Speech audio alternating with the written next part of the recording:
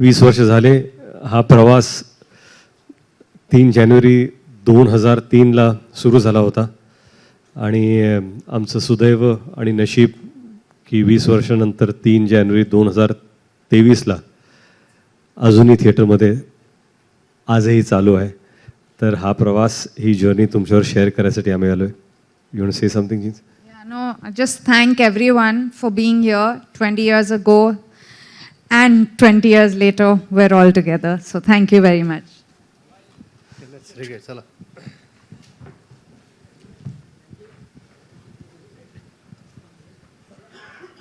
Okay, let's set the ball rolling. I mean, it almost feels like a time machine. 20 years, I repeat myself, is no joke, right? From the first day when you all both must have walked in your debut film, right? From that to the super success of Wait today, it's been a beautiful journey. You as main characters in this story, how does it feel today, sitting down? Tell us something about the journey. Make us a part of that whole process. Wow. So 20 years ago, when we started working together on Tujhe Meri Kasam, it was extremely different because it was unknown territory. It was almost like Alice in Wonderland. We entered a world where both of us, and I can speak this for Genelia also, because we didn't know anything about filmmaking. So everything was new. Camera was new, trolley was new, everything around, even the sound of roll camera, sound, lights, action, cut was new. The word Nagra to play the song was new. So all this, so yes, journey started with walking into an uncharted territory for us. And 20 years later, again, when I decided that I want to direct a film, it wasn't, I wouldn't say it was new anymore, but yes, something was definitely new. The words that I had heard before, saying that, are you ready? And roll camera, sound, and action. I was listening to them, but this time I was saying them, so that was new. Yeah, I think when we started off, we were newcomers, and today we've come to a point where I feel like a newcomer again because it's my first Marathi film and Ritesh's first directorial debut. So I think whether you start 20 years before or whether you're 20 years later, there's a newness which keeps it going, and I think that's been our journey throughout. That's really great. आणि मला असं वाटतं, आता तुम्ही जसं म्हणालात की आता न्यूकमर म्हणून तुम्ही आला होता खूप वर्षांपूर्वी, आणि मला असं वाटतं की जो पहिला दिवस होता तुमचा तुझे मेरी कसम मधला, त्याच्यात म्हणजे तेव्हा जी फिलिंग होती आणि आता वेडचा पहिला दिवस जेव्हा होता शूटिंगचा किंवा काही, तेव्हा तुम्ही न्यूकमर पण एक वेगळ्या पद्धतीने न्यूकमर होतात. म्हणजे ॲज अ डिरेक्टर तुम्ही एक न्यूकमर होतात आणि तुम्ही ॲज मराठीत तुमचं पदार्पण होतं. तर तो एक्सपिरियन्स काय आहे, म्हणजे त्याच्यातल्या सिमिलॅरिटीज काय आहेत, काय डिफरन्सेस काय आहेत, तुम्हाला काय वाटतं पहिला दिवस? माझा पहिला दिवस जो होता ना, तो मंदिराच्या पायऱ्या मी चढत होतो आणि मंदिरातला सीन होता जेव्हा मी देवाशी बोलतोय, आणि त्यावेळेस कसं होतं की मला कळलंच नाही की हा सीन का निवडला. आणि जेव्हा सीन शूट करतो, संध्याकाळी डिरेक्टर बसले आणि विजय भास्करजी आमचे पहिले डिरेक्टर आणि रामोजी राव आमचे प्रोड्युसर, या दोघांचे खरंच आम्ही अत्यंत आभारी आहोत. आम्ही आज इथे बसलोय केवळ त्यांच्यामुळे. आणि त्यावेळेस ते म्हणाले की आज तुमच्या करिअरची सुरुवात होते, आणि मला असं वाटतं की याच्यापेक्षा चांगली सुरुवात होऊ शकत नाही की तुम्ही ॲज अन ॲक्टर कॅमेऱ्यावरती पहिल्यांदा मंदिराच्या पायऱ्या चढताय आणि देवाचा आशीर्वाद घेताय. आणि मला कुठेतरी वाटतं की तो आशीर्वाद सातत्याने, जर आज 20 वर्ष मी काम करतोय तर सातत्याने तो आशीर्वाद आमच्या दोघांच्या डोक्यावरती आहे आणि तो अजूनही पुढे येतोय. पहिला दिवस वेडसाठी मी हे पूर्वी बोललो पण परत एकदा सांगतो की 20 वर्षात माझे आई वडील कधीच सेटवरती आले नाहीत. वडील असताना ते कधी आले नव्हते आणि आई पण आल्या नव्हत्या. मध्ये मला आठवतं की मी सहज त्यांना विचारलं की आई तुम्ही माझ्या सेटवरती का आला नाहीत, आणि तिने सोपं उत्तर दिलं, कारण तू कधी बोलवलंच नाहीस. आणि मला खरंच कळलंच नाही की आई माझ्या सेटवरती ह्याच्यासाठी आल्या नाहीत कारण मी त्यांना कधी बोलवलं नव्हतं. आणि मला वाईट वाटलं की अरे आता मी कसं त्यांना बोलून कुठल्या सेटवरती बोलू. तर जेव्हा पॅन्डेमिकमध्ये मला कळलं की बाबा आता हा पिक्चर आपण करतोय, तर कुठेतरी जिण्या म्हणाल्या मला की मुहूर्त पहिल्या दिवसाचा शॉट त्यांच्या हाताने व्हावा. तर तो जो शॉट होता आणि तो दिवस, मी अतिशय नर्वस होतो, कारण मला असं वाटायचं की सेटवरती आपण चाललोय आणि लोग जज करना. बहुत बार ऐसा होता है ना कि आप लोग पहली बार कुछ करने जा रहे हो, फिर ऐसे लगता है कि सब लोग आप ही को देख रहे हैं, अब आप जो करने वाले हो उसको गौर से देखेंगे. तो मुझे ऐसा बहुत बार लगा कि मैं सेट पे जाऊंगा तो लोग मुझे देखने वाले शायद जज भी कर रहे होंगे. और लेकिन वो दिन खास इसलिए था क्योंकि पहली बार मेरी माँ सेट पर आई थी और मुहूर्त शॉट उन्होंने दिया था.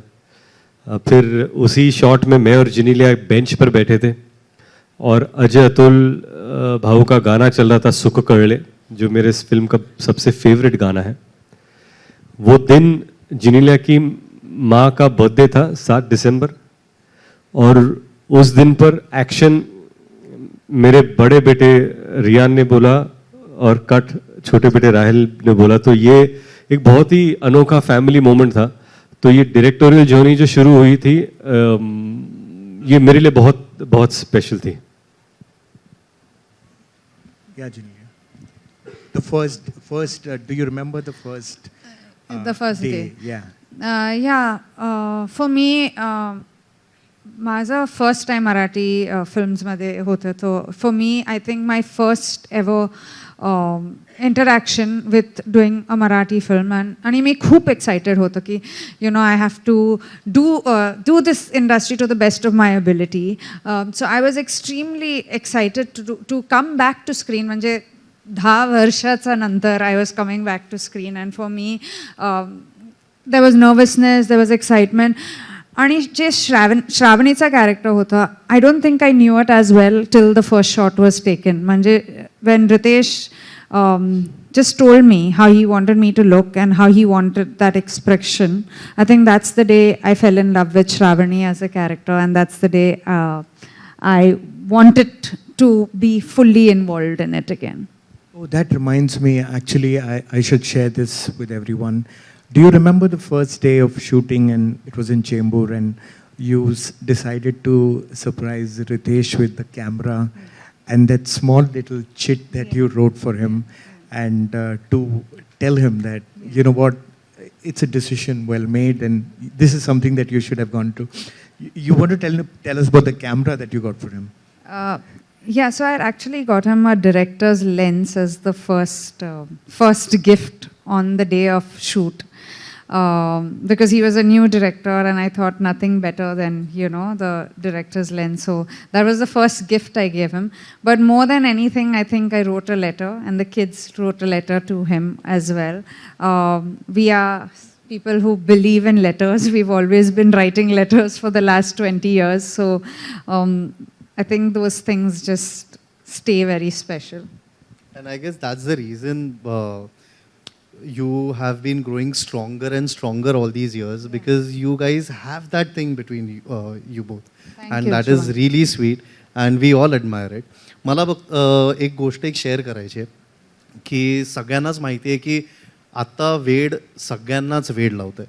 तर मी एक व्लॉग बघितला की ज्यात गावातून लोक टेम्पोजमध्ये, ट्रक्समध्ये भरून जात आहेत, लांब कुठेतरी शहरात जात आहे जिथे सिंगल स्क्रीन थिएटर आहे, आणि तिकडे जाऊन वेड बघतायत. आणि एवढं त्यांनी डोक्यावर उचलून धरलं आहे, म्हणजे त्यांचा रिस्पॉन्स तसा येतो आहे आपल्या. आणि ते नंबर्समध्ये आपल्याला दिसतं पण आहे की लोकांनी खरंच डोक्यावर घेऊन धरलं आहे आणि एन्जॉय करतायत, प्रत्येक गोष्ट एन्जॉय करतायत, हसतायत, रडतायत, रिलेट करतायत त्या सगळ्या गोष्टी. तर मला विचारायचं आहे की तुम्ही एक्सपेक्ट केलं होतं कुठे बिकॉज जेव्हा बनवताना म्हणजे मी जर असतो तर मी ऑब्व्हियसली कुठेतरी असतं की चल मी फिल्म बनवते, मला माहिती आहे लोक येणारच आणि लोक हा प्रतिसाद देणारच. Were you expecting that? Did you have that thing in your head? But before you take that question, let me extend it a little bit. I mean, taking a decision like this after being an actor first, and then when you take a decision, I mean, decisions are taken by so many people. But then when it gets a stamp of approval like this, the numbers that we have today, and I was just told right now that as a debut, a Marathi film debut, you're the first one who scores the numbers. 13 crores is no mean number. It's huge. So how does it feel? Does it feel like relief, and does it feel like, oh God, I did it?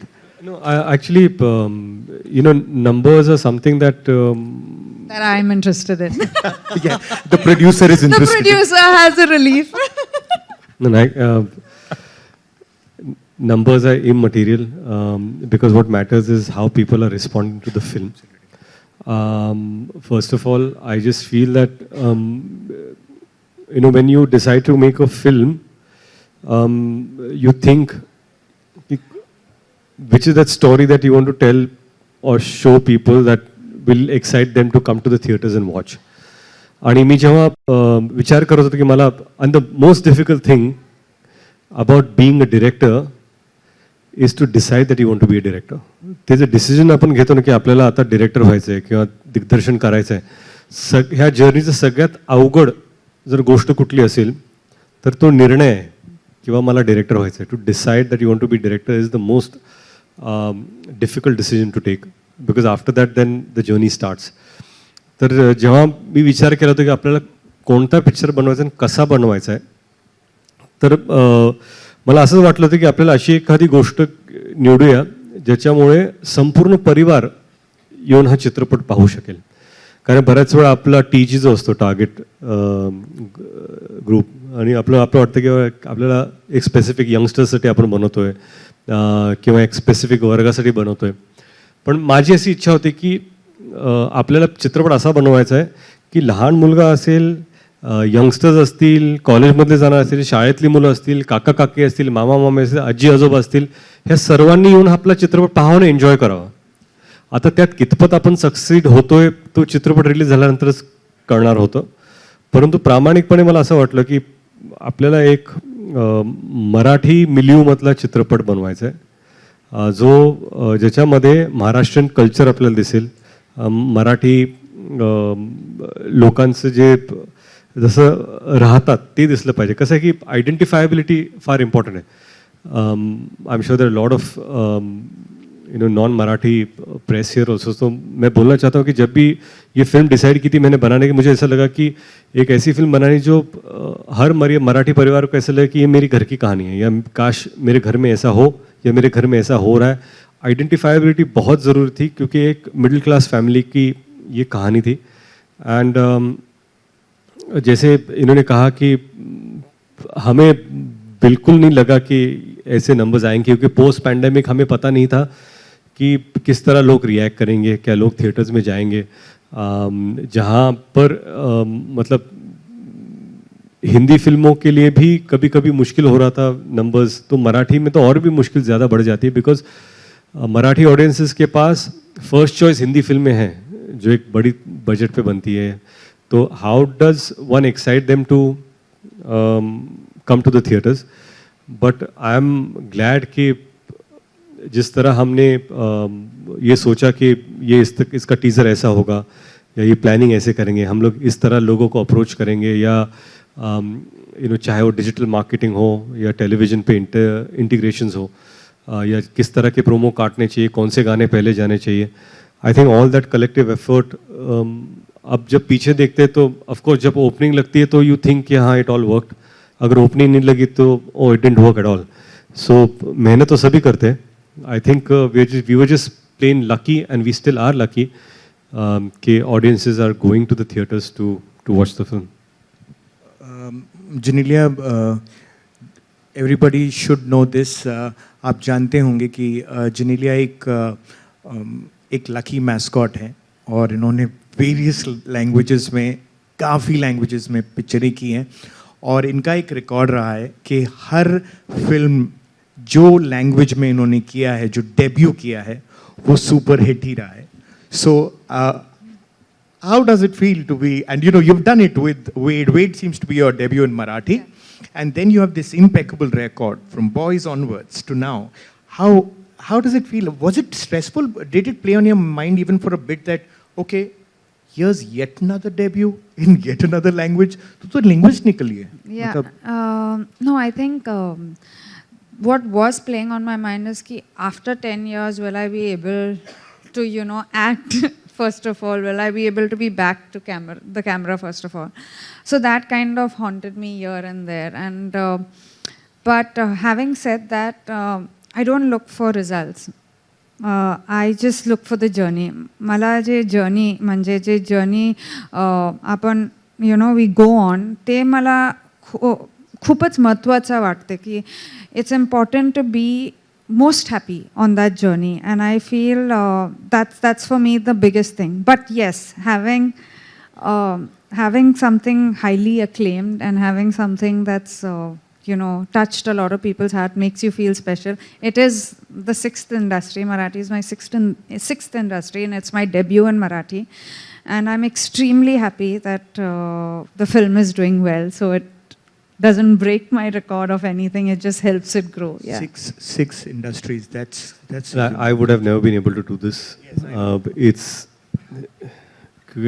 just to constantly work and be relevant in 6 different languages over the last 20 years is something that is it's amazing. I think as a co-actor, not because I am her husband and we are partners, so I have to be proud. But I think it's a super achievement. It's just not doing films in 6 different languages. It's about connecting with people in the language of that state where people think that this personality is mine. And that is, and as a director, I'll tell you, that is a sheer quality of an actor and screen presence that she has on screen, that Thank you you. connect.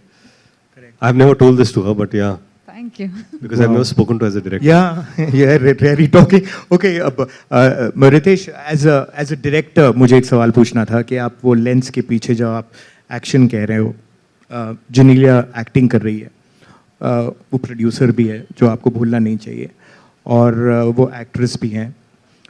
तो वो आपने action कहा और उन्होंने कुछ कमाल कर दिया.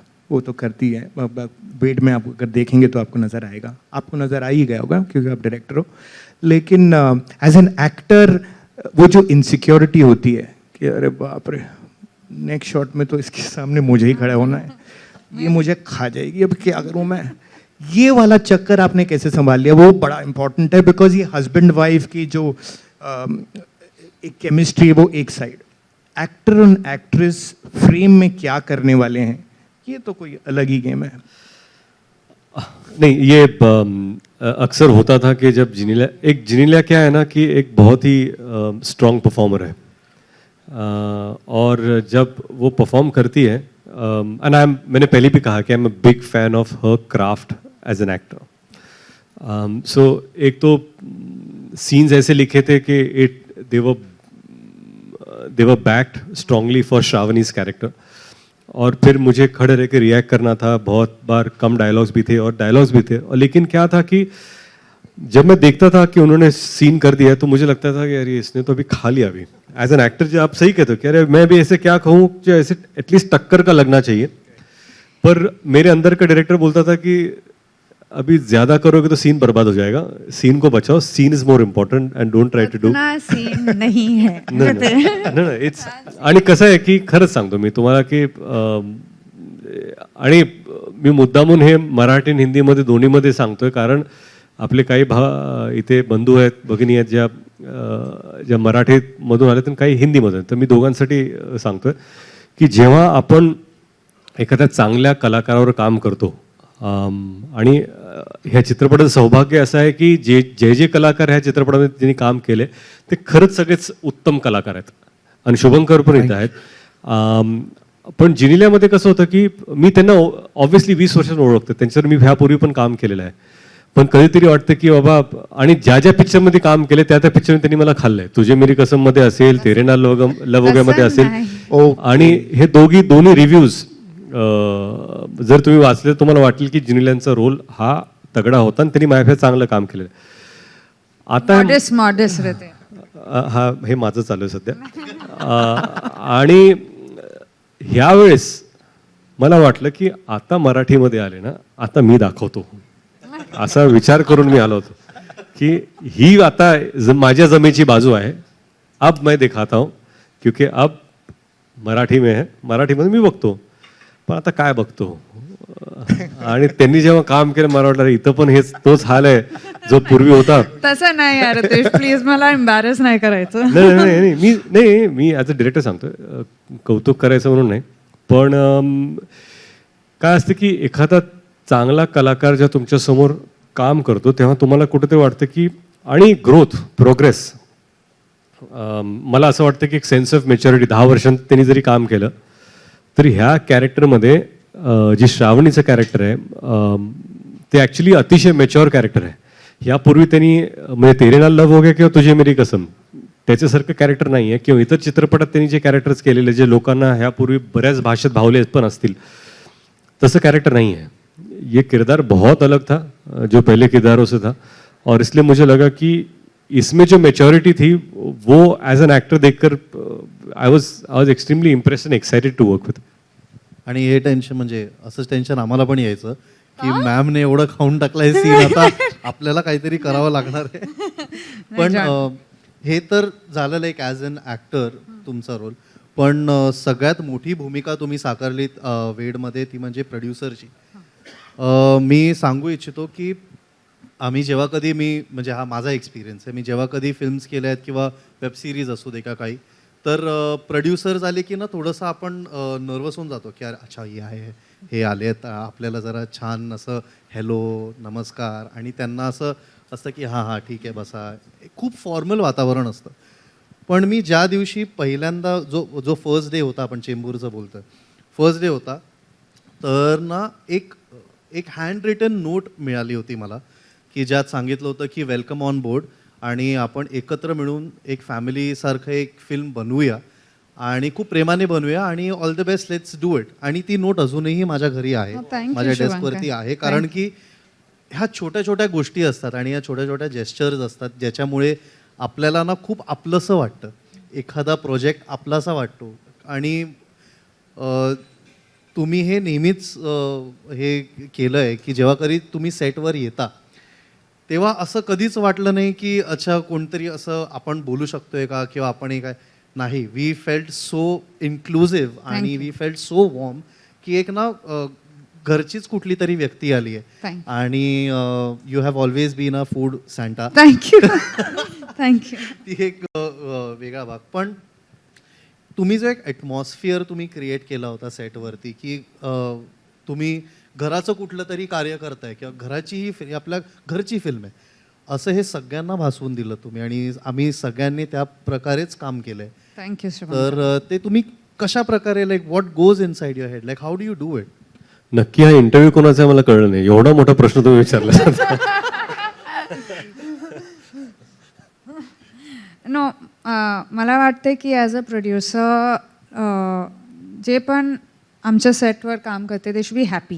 Like I just feel की हॅपीनेस खूपच इम्पॉर्टंट आहे, आणि एक जर्नी जे आहे that is very very, like I said before also, एक जर्नी जे आहे that is very very very very important for me as a producer and for Ritesh. म्हणजे रितेश पण because he was a director, most of it came to me, पण we have quite particular that everyone should enjoy. म्हणजे एक smile तर we want on everyone's faces, and I think that's the same thing with Ved. असं planned किंवा intent it wasn't there की you say that it was great or other people say. मला फक्त असं वाटलं की एव्हरीवन शुड एन्जॉय इट. आणि फिल्मचं नंतर जे सक्सेस किंवा जे पण आहे, म्हणजे तेव्हा आपल्याला माहीत नव्हते की we'd would do well, but whatever is the outcome everyone should take responsibility of it, की हे our film. It's our film. It's our weed. That was the only motive while being a producer. I would like to take that a little further and tell Genelia that she don't go with this very sweet, laughing, lovely person that she is, which she is. But when it comes down to the set, she was into such micro detailing, and I'm sure the director would jump in there and say that, because she's not a cosmetic producer. So किसी का birthday हो और एक shooting के बाद एक vegan cake आना है, वो केक कितने लोग खाएंगे, वो पूरा सेट के लिए वो सेट है या नहीं, सब लोग ठीक है कि नहीं, ये शेड्यूलर भी है, क्लोजेट शेड्यूलर है. अगर एक्टिंग बंद हो जाएगी, सब दुकान बंद होगी, तो शेड्यूलिंग की दुकान तो it can be open for sure, because she is absolutely hands-on producer who gets into the smallest detail, right, director sahib? या मैं I'll tell you कि पहले 2-3 दिन ना मुझे लगा कि ये सब बहुत आसान हो जाएगा, और as a producer I just feel कि मेरा काम बहुत आसान हो गया, क्योंकि बहुत बार ऐसा भी था कि मैं क्रिकेट के सीन कुछ शूट कर रहा था और मुझे 3 दिन चाहिए थे, और मैंने कहा कि अच्छा मुझे 3 दिन चाहिए. जब इनको पता चला कि 3 दिन है तो क्विकली मुझे फ़ोन आया, मुझे लगा आपको 3 में से 2 दिन मिल रहे, 1 दिन मैंने निकाल लिया. मैंने आप नहीं कर सकते, मेरे शॉर्ट प्लान है, ऐसे वो सब कुछ नहीं है. जो भी प्लान करना है इंपॉर्टेंट शॉर्ट प्लान कर लो, और जो इंपॉर्टेंट नहीं है उसको छोड़ दो, क्योंकि ये फिल्म में this is the only thing that you can do. तब मुझे पता चला कि मतलब ठीक है, अभी जो जिम्मेदारी देनी थी वो भी 2 दिन में बहुत सारी चीज़ें मुझे जो करनी थी वो मैं नहीं कर पाया, बट इट्स इम्पॉर्टेंट, क्योंकि ऐसा नहीं हो सकता कि यार आप आराम से काम कर रहे हो फिर पिक्चर ओवर बजट चली जाती है. लेकिन मुझे ये भी कहना है कि जब एक बहुत ही इंपॉर्टेंट सीक्वेंस था जिसके मैंने 1 दिन मांगा था, तब इन्होंने खुद कहा कि इसको आप 3 दिन में शूट करो, बाकी 2 दिन में कैसे एडजस्ट करती हो मेरा काम है. बट सिर्फ प्रोड्यूसर का ये मतलब नहीं होता कि बराबर स्केड्यूल करो, लेकिन because she is been an actor, ये भी बहुत इंपॉर्टेंट होता है कि वो जो सीन या सीक्वेंस आप शूट करने वाले हैं उसके लिए अगर ज़्यादा सिनेमैटिकली या स्टोरी में अगर ज़्यादा इम्पोर्टेंस है तो उसको आप किस तरह और टाइम देना चाहिए आपको. So that was a great thing about her. True. आप लोगों ने जिन्होंने पिक्चर देखी होगी, you Ritiesh, you're known for your sense of humor, your one-liners, and your career has just been a great example of comic timing and comic roles that you've done. This time as a director, it's a story which has so much soul. There's a romance. It's a love story, but you seem to have got your humor intact. You're telling the story, and in the tale, you have humor all the while. Was this the conscious effort? I mean, did you keep the funny bone alive?